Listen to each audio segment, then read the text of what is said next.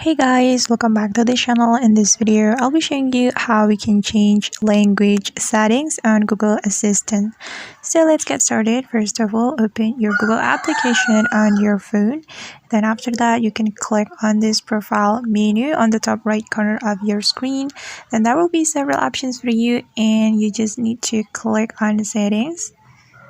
Then click on Google Assistant and it's over here. Then since we want to change the language, we can click on languages setting right here.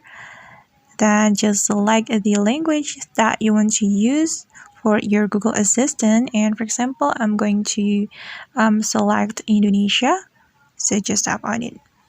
Alright guys, and now the language has been changed, and that's how we can change language settings on Google Assistant. I hope this video will be helpful for you. Thank you so much for watching and see you in the next video.